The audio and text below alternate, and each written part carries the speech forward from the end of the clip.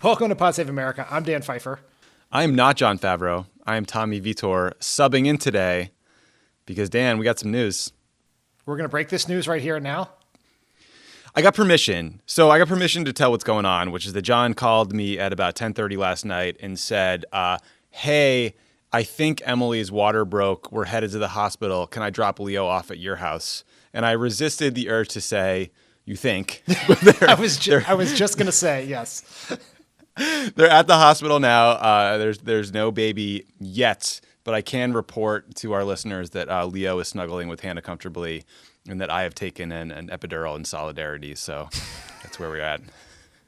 Well, it will be perfectly fitting for the long history of the Thursday podcast if the Favreau baby arrives immediately after the recording of this podcast. Yeah, that's right. Big breaking news right after you guys record. That's right. I would also note that I haven't taken assiduous records over the 4 years that the four of us have been doing podcasts, but I'm pretty sure this is the first time you and I have ever done a podcast, just the two of us. Oh, Dan, that's so weird. And this is exciting. I've always wanted to just talk to you. Yeah, that's right. I mean, I've just been trying to get the other half of Fenway Strategies for 4 years now, and I finally got there. Well, I'm just trying to get an invite onto Campaign Experts React. I've been smashing that subscribe button. You were on the list, and you have to pass a experts mental acuity test to get on it. So we'll see how you do. Okay. Got it. All right. This week, as his polling numbers sank further into the proverbial political toilet, President Trump restarted his daily coronavirus briefings, which he suspended in the spring after suggesting that Americans drink bleach to protect themselves. Before we get to the briefings, Trump did an interview with Fox News where he had a few things to say about that mental acuity test he's so proudly taken. We have to be sharp. If you're in the office of the presidency, we have to be sharp. So they were saying all these different things. It was going all over. Whichever stuck. None of it stuck, fortunately. But one of the reasons it didn't is that I took a test. I said to the doctor, it was Dr. Ronnie Jackson, I said, is there some kind of a test? An acuity test. And he said there actually is, and he named it, whatever it might be. And it was 30 or 35 questions. The first questions are very easy. The last questions are much more difficult. Like a memory question. It's like you'll go person, woman, man, camera, TV. So they say, could you repeat that? So I said, yeah. So it's person, woman, man, camera, TV. Okay, that's very good. If you get it in order, you get extra points. Okay, now he's asking you other questions, and then 10 minutes, 15, 20 minutes later, they say, remember the first question? Not the first, but the 10th question? Give us that again. Can you do that again? And you go person, woman, man, camera, TV. If you get it in order, you get extra points. They said nobody gets it in order. It's actually not that easy, but for me it was easy. And that's not an easy question. In other words, they ask it to you, they give you 5 names and you have to repeat them, and that's okay. If you repeat them out of order, it's okay, but you know, it's not as good. But then when you go back about 20, 25 minutes later and they say, go back to that question, they don't tell you this, go back to that question and repeat them. Can you do it? And you go, person, woman, man, camera, TV. They say, that's amazing. How did you do that? I do it because I have like a good memory, because I'm cognitively there. Okay, Tommy. So after listening to Donald Trump explain this test, are you ready to finally admit that he is the very stable genius he claims to be? He is, look, he was right all along. We're wrong. I mean, this moment kind of encapsulates, I think, everything about Trump that is terrifying, hilarious, and demoralizing all at once, right? He is basically bragging about passing the NFL concussion test without ever getting on the field.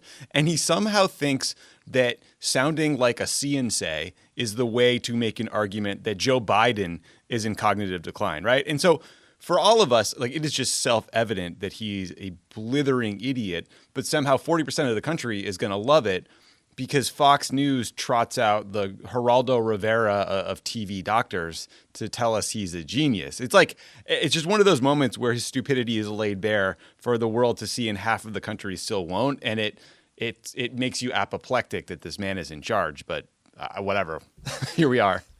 I mean, I feel like his pride in passing this test was undermined that his pride in passing this test was undermined by the fact that he could not remember the name of the test.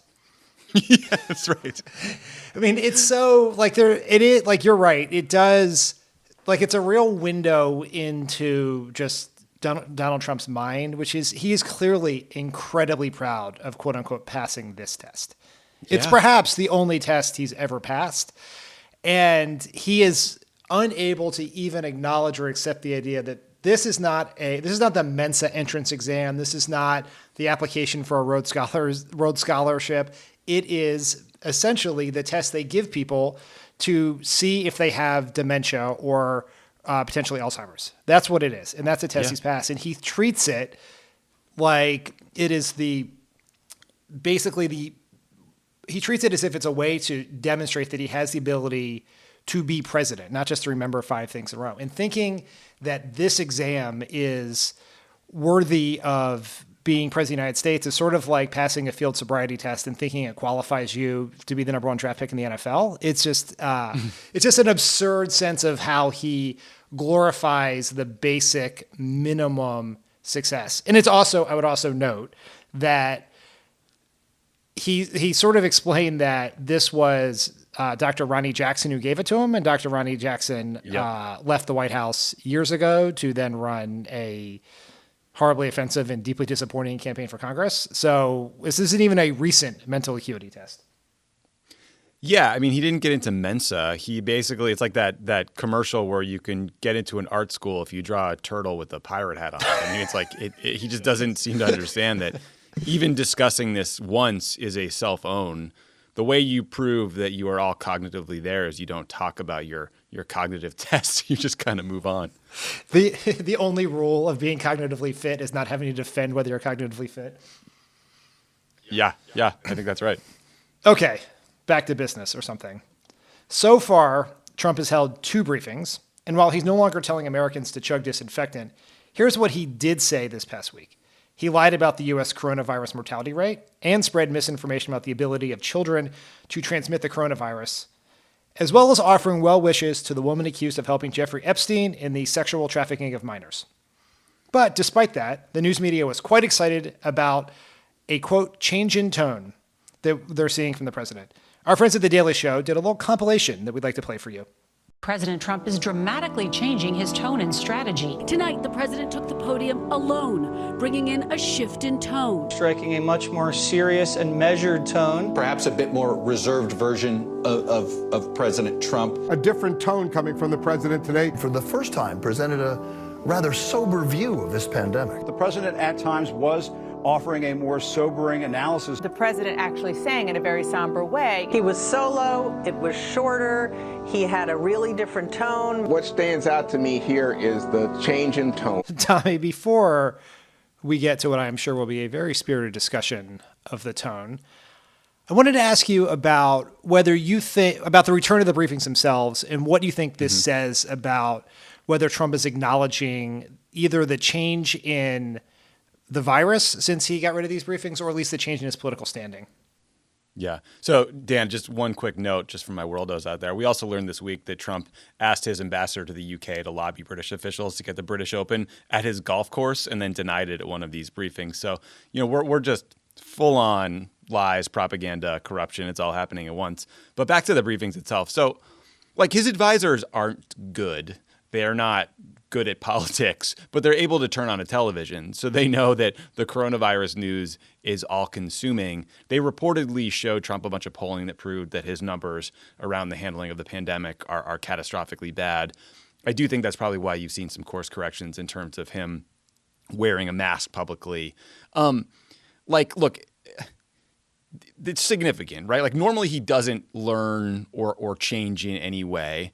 But in this case, I just think it would be political suicide to keep doing what you're doing. And it always speaks to the tension in the White House, which is how much do you have the president talk about the news of the day and what's happening versus what you want your message to be. I think they're learning that in a pandemic, you just don't have a choice. But Dan, you tweeted, Trump always thinks that more Trump is the answer to the problem when he's really the problem. I think that's a perfect encapsulation. I don't know if resuming the briefing will help them. I think they probably have to give it a shot. I would argue for doing it. But the problem is that he has screwed up his trust on this issue so badly that 2/3 of the country doesn't believe what he says, and he refuses to let Fauci or Dr. Birx or any of the professionals do the briefings because that hurts his ego. So we might have a new tone for a couple of days. We'll get to that later. I'm sure we'll see the same old Trump, and actions will speak louder than words here, I think, when it comes to what Congress and the administration actually puts forward to help people. Yeah, I think that you raise a really important point, and by that I mean you quoted my tweet. But is that, but with these, like I said, we'll get to tone. But these briefings are stylistically different than the previous briefings, which is the previous briefings included Trump usually at the top, and then there was this cavalcade of cabinet secretaries, leaned really heavy, particularly early on the quote unquote medical experts in Drs. Fauci and Birx, and these briefings are Trump and only Trump. And I am skeptical that the problem politically or substantively or stylistically with the previous briefings was too much expertise, right? Yeah. So no, me too. It is I think, James Poniewozik, the TV critic of the New York Times, who wrote a book about how TV informs Trump's relationship, which is a great book, whose title I have totally forgotten right now. But he wrote an article about this where he compared what's happening with these briefings to season 2 of The Apprentice. And we have sort of convinced ourselves, because Donald Trump became president, that The Apprentice was this incredibly successful show over a long period of time that led to Donald Trump being president. But that's not actually the case. The first season was a huge success. And then Trump sort of attributed all of the success to himself, went on a huge media tour, made himself a bigger part of the show, and the ratings cratered in the second season. And eventually, it was then rebooted as the even more ridiculous Celebrity Apprentice, where he was getting D-list celebrities to compete for jobs. I think Lil Jon, most famously, was on there. I think Meatloaf. He had a couple. Busey. Yeah, Busey. Yes. Gary or Jake. I don't know which. But that is sort of what he thinks, as is in that tweet. Trump always thinks that more Trump is the solution to the problem, and when it's probably the opposite. If we were in a world with a normal president, right? How do you think a normal let's take Barack Obama as a random selection of a normal president, but how do you think we would have handled the briefings from an Obama perspective? I mean, think about a foreign trip, right? When we would go abroad, when we go to a G20, when we go to a NATO summit, you have this captive audience of a press corps. You have all these experts who are there with you to staff you in the various meetings about discrete issues.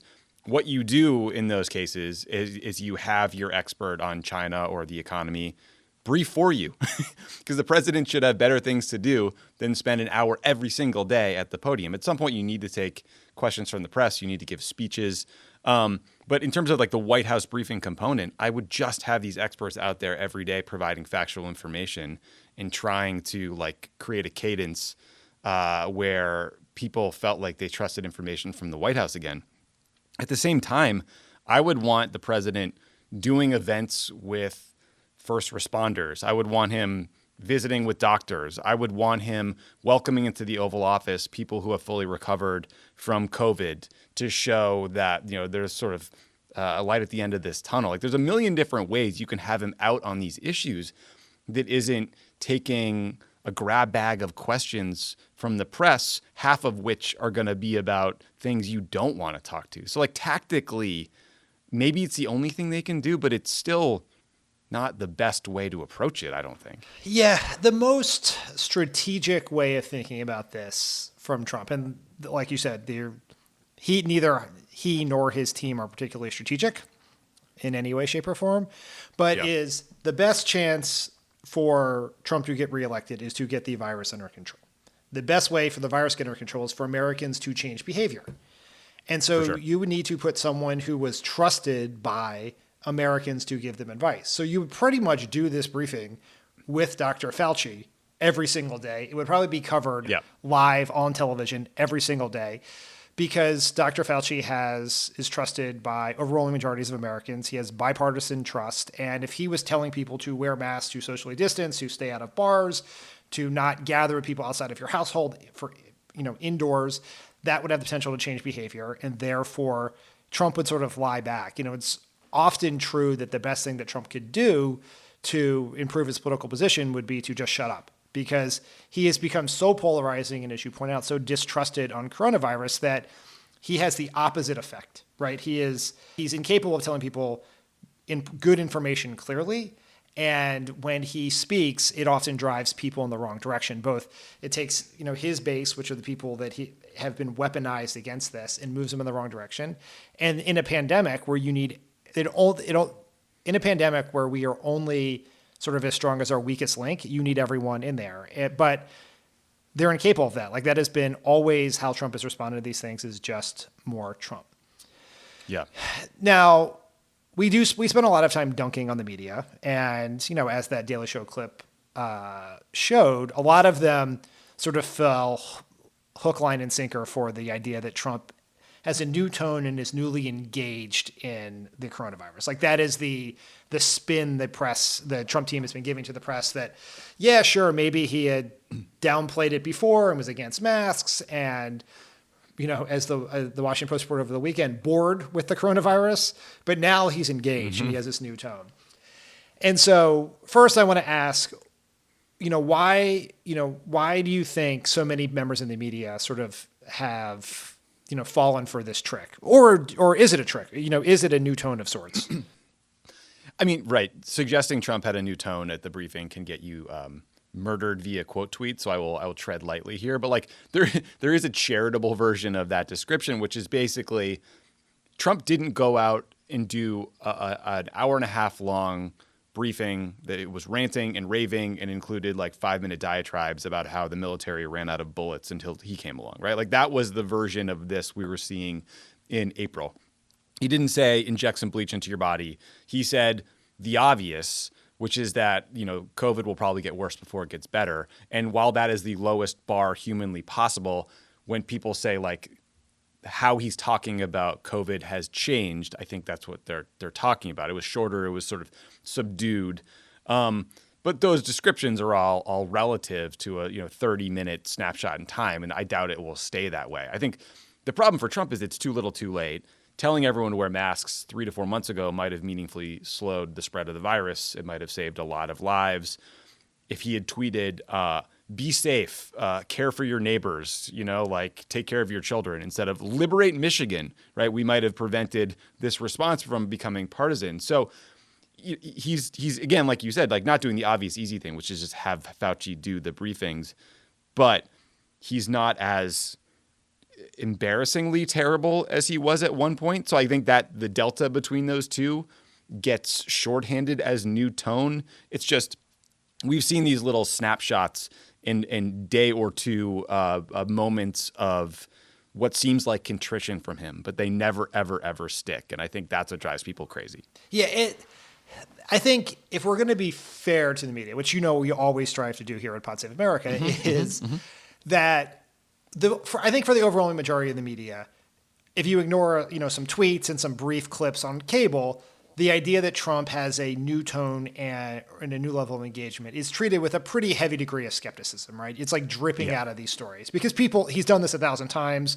There are only so many times people are going to fall for it.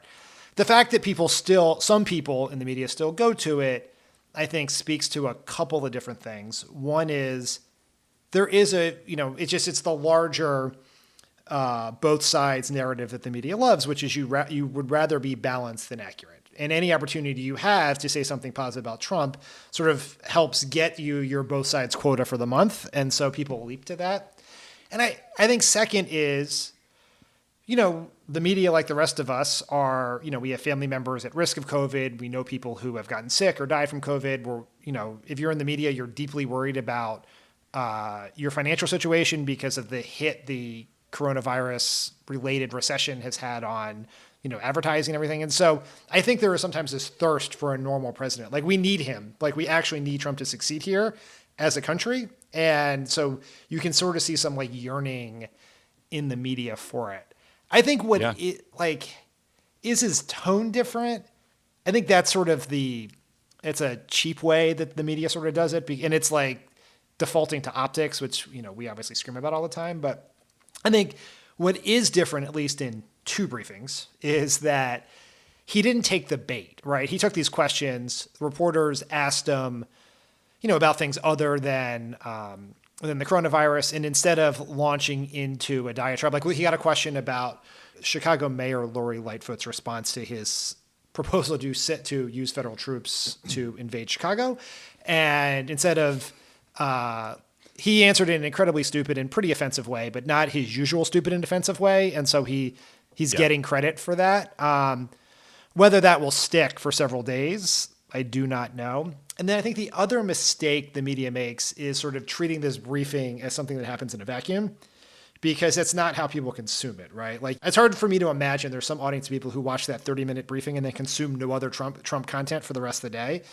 And as he's being praised for his new tone and new level of engagement, or quote unquote turning the corner on masks or whatever, he's sending out a bunch of crazy tweets this morning about Obama and Biden and Liz Cheney and a bunch of other things. And so, let's see where this goes in a few days, but it doesn't, I don't think this is the moment where Trump became president. Yeah, I mean, your point about this happening in a vacuum is the most important one. I mean, of course, if you read a tweet that says new tone from Trump, you are going to spiral off in a rage if you juxtapose that with images of random unidentified DHS stormtroopers beating the shit out of moms who are protesting in Portland, right? Like tear gassing the mayor of Portland. Tear gassing the mayor of Portland. And to your other point, like, reporters are human beings. They're doing their best. They're scared to death in this moment too. Ashley Parker writes for the Washington Post. She's been on the show a couple times. Fantastic reporter, wonderful human being. Tweeted on the 22nd that she took a COVID test last Monday, and it has now been 10 days and she still doesn't have her results. So they are living with the consequences of this totally fumbled policy response as much as we are. They're frustrated too. Everybody's just trying to do their jobs. And in some ways, your job is to reflect, okay, if the Tuesday briefing was totally different than the Monday briefing, you have to tell people that, but you have to sweep it into the broader context of how badly this whole thing has been bungled. It's sort of the hard part of media today, which is if you were to read the time, just written stories in the Times and the Post about this, you would get the full context. If you're consuming news in a 3-minute, immediate reaction on CNN or MSNBC or Fox or whatever else, or just reading a tweet, you're not going to get that full context. And it's, it's hard. Were you surprised that he took a moment during this briefing to offer well wishes to Ghislaine Maxwell? I mean, that is, look, and again, here's another moment where I can very easily understand why people would fly off into a rage about the new tone suggestion. I mean, Ghislaine Maxwell is charged with sex trafficking of children. She conspired with Jeffrey Epstein to sexually abuse minors. She participated in the abuse of girls as young as 14. You don't wish her well. You hope that she rots in a fucking prison cell and that she survives to testify against all the other people who are complicit in this, right? That is, I think that statement would be a defining moment for the presidency of basically any other human being who has served in that role. But for Trump, it's just the latest in a string of bizarre moments that define the entire presidency, I guess. Yeah, he does have this natural tendency because he views everything through himself. And so yes, when people are accused of racism, he tends to defend them because he thinks any accusation of racism is an accusation against Trump, which is a bit of a self-conscious own there. Yep. But the same thing with, which is why he's always defended whether, it's Harvey Weinstein or Bill O'Reilly or anyone else. Anytime someone is accused of sexual assault or sexual harassment or crimes, he leaps, he feels a connection to people involved in crimes. And so, who at least white people involved in crimes. And so that's why he leapt here. It does, you just have to say that if you are, working on your story about the new tone and he offers well wishes to Ghislaine Maxwell, you probably should delete your story and start over with a story about President Trump using the White House podium to offer well wishes to Ghislaine Maxwell. But, such is the world we live in. Yes. Yeah. Well wishes to pedophile would normally be the lead of most White House. Yes, picks that on, a speech that like would that, be on the front page of a paper if Barack Obama had done that. Yes, I believe that to be the case. That in a tan suit, sure. Yeah, that's right. All right, Tommy. While we're on the topic of tone, there was a separate incident in the House this week that we should talk about. On Monday, Florida Representative Ted Yoho accosted Representative Alexandria Ocasio-Cortez on the steps of the Capitol, calling her disgusting and crazy. After AOC called him rude and he walked away, he was heard by a reporter calling her a, quote, fucking bitch. Yoho later offered a pretty insufficient apology where he used his wife and daughters to defend himself from charges of sexism and said he couldn't apologize for his passion or for loving my God, my family, and my country. AOC spoke about what happened and how Yoho responded on the House floor on Thursday. It's worth listening to the whole thing, but here's a short clip. But what I do have issue with is using women, our wives and daughters, as shields and excuses for poor behavior. Mr. Yoho mentioned that he has a wife and 2 daughters. I am 2 years younger than Mr. Yoho's youngest daughter. I am someone's daughter too. My father, thankfully, is not alive to see how Mr. Yoho treated his daughter. My mother got to see Mr. Yoho's disrespect on the floor of this house towards me on television. And I am here because I have to show my parents that I am their daughter and that they did not raise me to accept abuse from men. Tommy, what's your reaction to that? I mean, first of all, Ted Yoho calling her a fucking bitch in front of a reporter and then saying, I cannot apologize for my passion or for loving my God.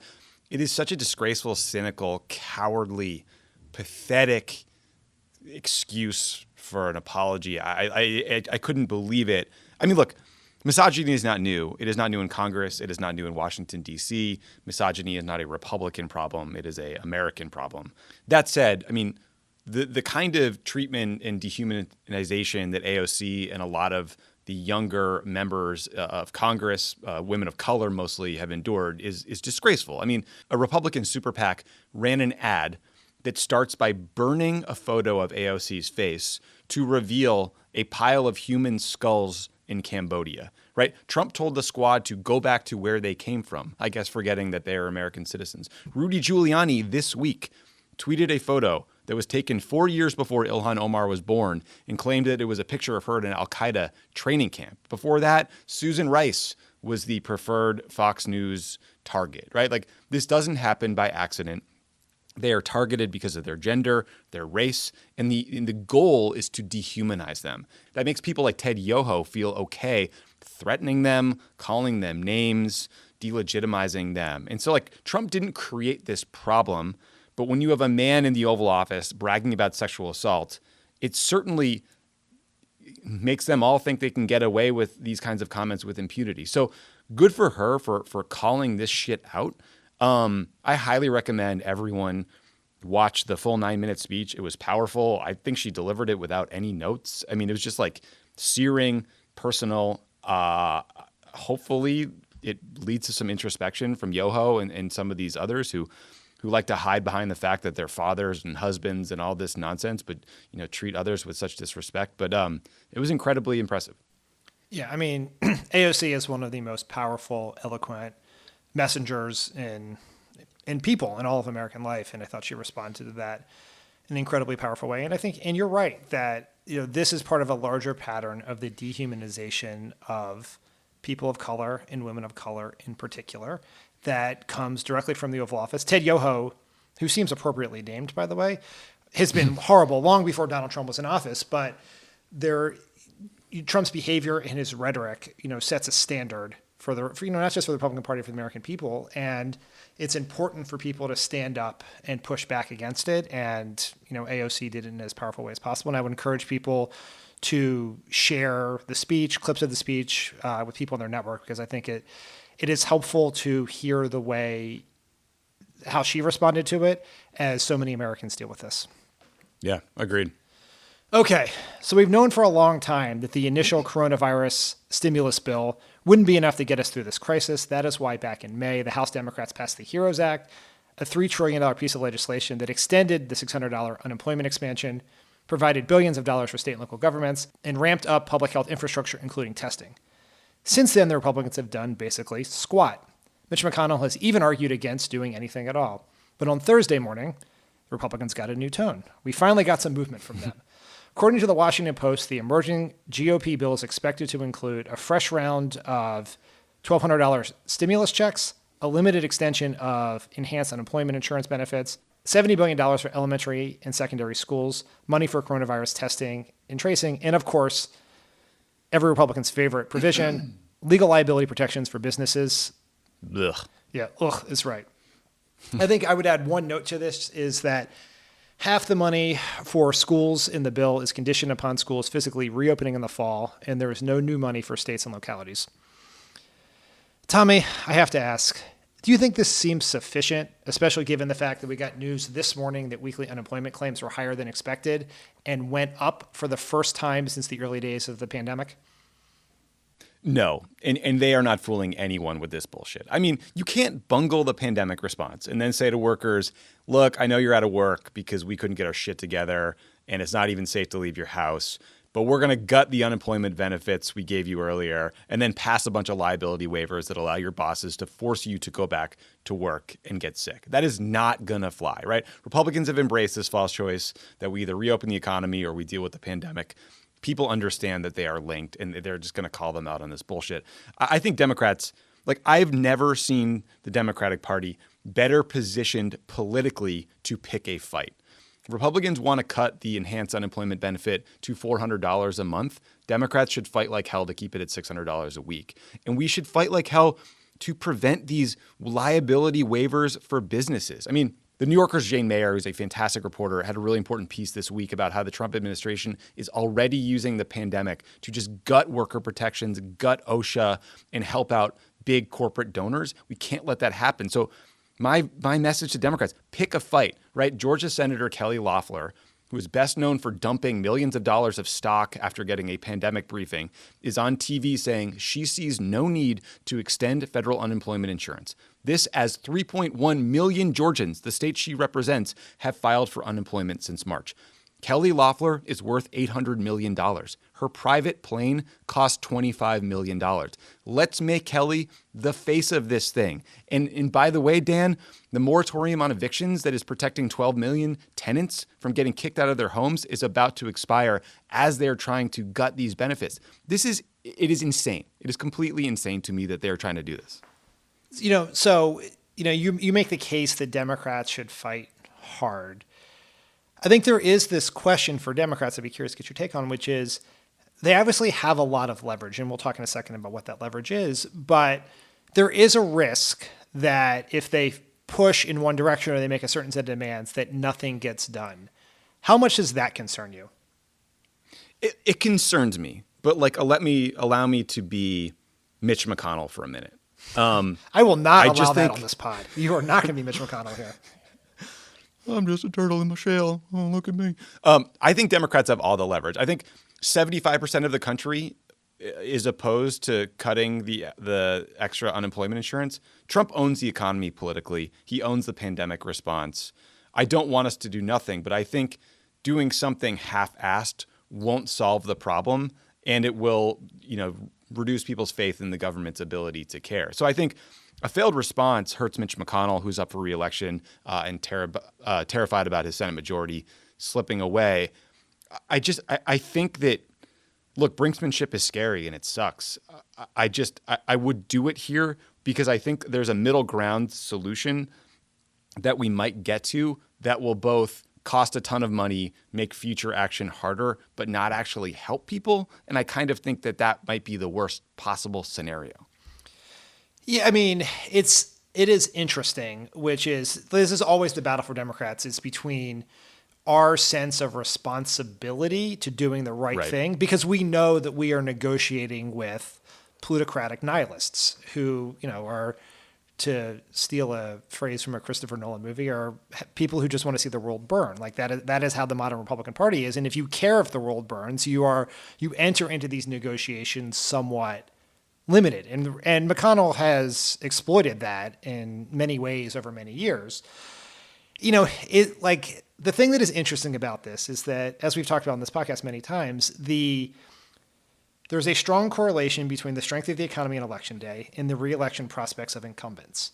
And in this election, the Republican president and the Republican Senate are the incumbents. And so it would seem to be in their interest more than anyone else to juice the economy. And it's like you would think if they were truly thinking about doing the right thing and it were sort of could get out of the right-wing conservative news bubble, the Democrats would be like, we want $1,200 payments. Then McConnell should be like, you know what, we'll give you $5,000 payments. Like whatever you can to put more money in the hands of the people who need it would actually help the Republicans. So we're in this weird world where Democrats are trying to do the right thing. And in doing the right thing, at least on the economic parts of these bills, we are theoretically helping potentially make it easier for Donald Trump to get reelected and Mitch McConnell to hold the Senate, which, as you point out, should give us a ton of leverage. You brought up both the eviction, you brought up the UI expiration, which expires at the end of this month for the expanded UI.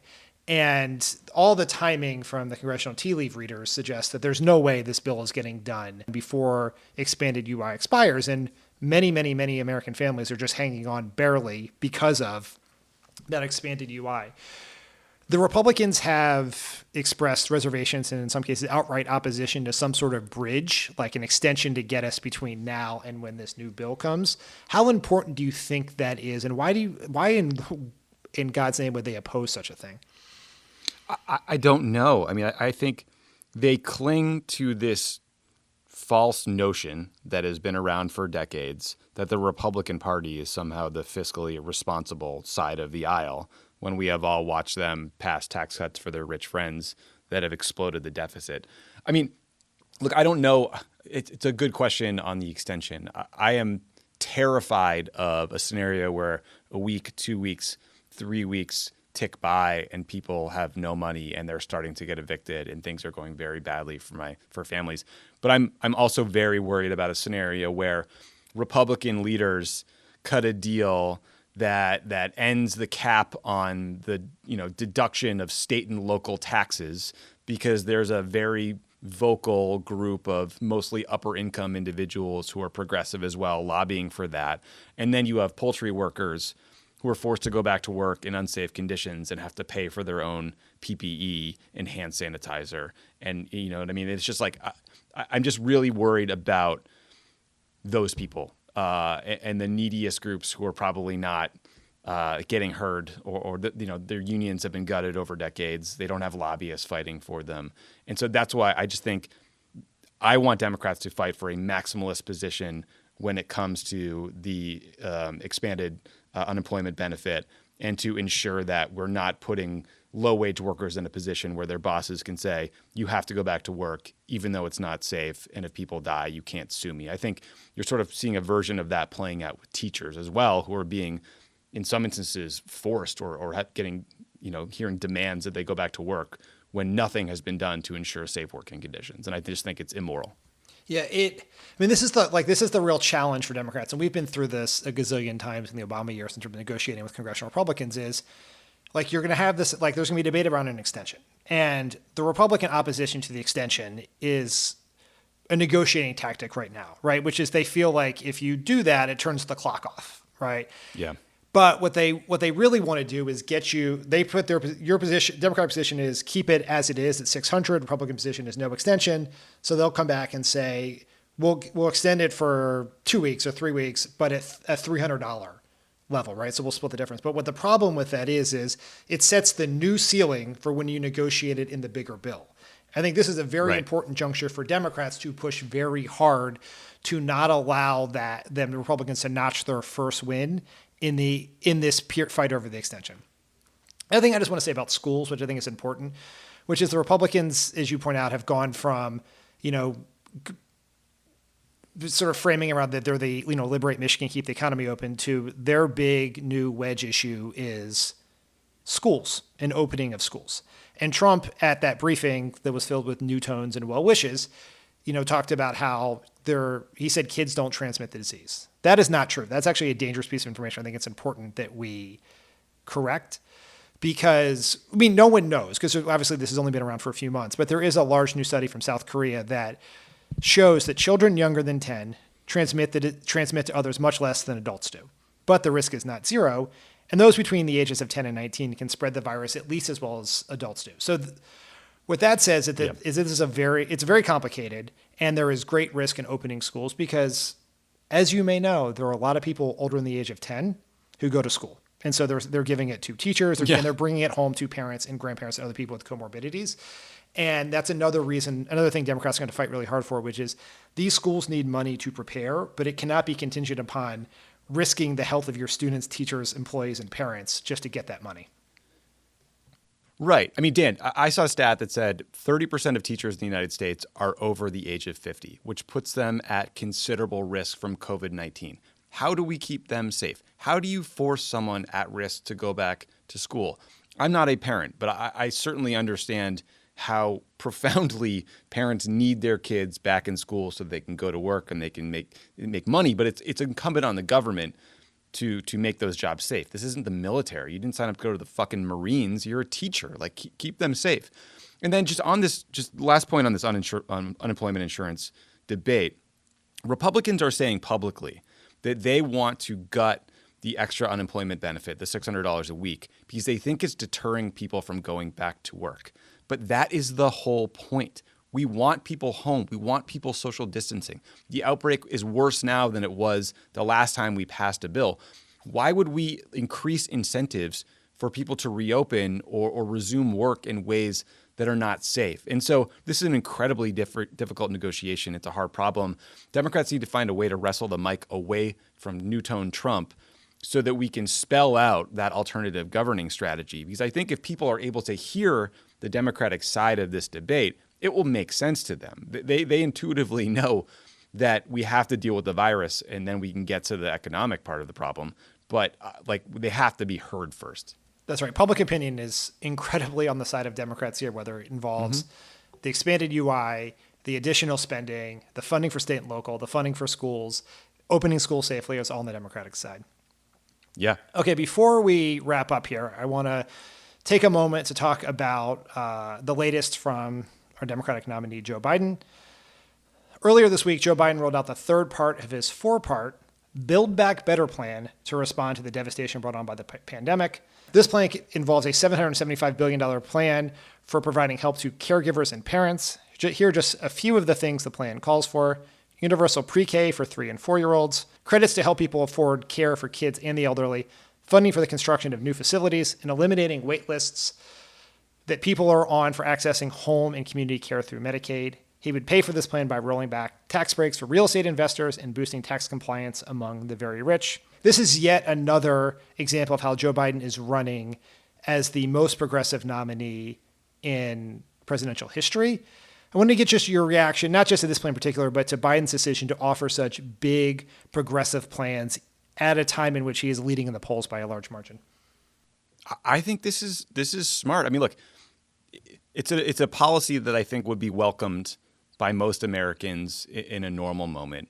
I think it's particularly savvy and timely at a moment where people are struggling more than usual to find pre-K for their kids, to find ways to care for the elderly. Clearly, a lot of the facilities and ways we were doing things before were not safe. I also think it was pretty fun that their pay for is going after real estate investors with incomes over $400K and tax compliance for rich tax cheats. This is basically a pay for that will be paid for by Trumps and Kushners, right? It's directly targeted. So this is smart. It's a good idea. The challenge is always, how do you get this covered? And in the 2008 campaign, Dan, what we would have done was set up a round table with Barack Obama and some kids and some seniors in Philadelphia to get that targeted local media market and, sort of buttress it by a lot of local interviews and one-on-ones after the fact. Hopefully that model is replicable on a local scale via Zoom or being, sort of via the limited campaign travel you're able to do. But I think like when you talk about what people actually want from government, it is this stuff. They don't care if Fauci's briefing or Birx's briefing or Trump's, talking about hydroxychloroquine or whatever the fuck it's called. I don't even remember anymore. They want to know, like, how is my tax dollar going to help me get my kid to pre-K or help me take care of my elderly mom? And like, this is a smart plan. Yeah, there obviously Democrats have talked about caregiving before. People have had universal pre-K plans. It was in Obama's State of the Union at some point. Kirsten Gillibrand had a bill in the Senate for a very long time. Hillary Clinton talked about it. But as Ai-jen Poo, who's the co-founder and executive director of the National Domestic Workers Alliance, put it, this is the first time a presidential campaign has made investments in the care economy a core strategy in their economic agenda, not a side issue, not an add-on or a special interest. And I think that is a reflection of the way in which the pandemic has changed the debate. It has, like, this problem about America woefully and embarrassingly underfunding childcare and caregiving for the elderly has been around long before this. But like so much else, the pandemic has shined a light on, huge problem and shine a light and exacerbated huge problems in our economy. And so this is like, it's obviously good politics. I don't think there's a political downside to doing this. And obviously, the way he's paying for it is quite smart and, actually quite legitimate. But it's also the right way to think about fixing the economy when, if and when Joe Biden becomes president, because particularly, if you're operating the assumption that coronavirus is still going to be around when Joe Biden takes office, dealing with the situation where closed schools, closed daycare centers, the lack of other child care or elder care or where nursing homes are great, potential risk centers, all of that is an impediment to economic activity. People cannot go back to work if they cannot get child care for their children.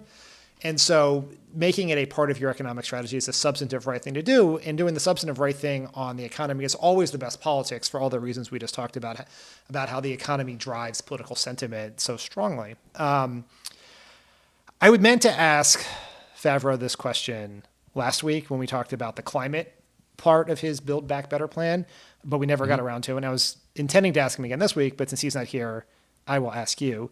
What do you think about the Build Back Better message or title or whatever slogan, I guess? BBB? Yeah, BBB. I don't know. It's catchy. It works. I don't know. Like, it's memorable, right? Like, the joke on most political campaigns I have observed or worked on is that they had so many slogans that it's almost a trivia question to see if you can remember them all. That was a particular criticism of the 2004 presidential campaign, some of the other primary challengers to Barack Obama. I think Build Back Better. Are you referring to Bill Richardson? No, I'm referring to some others.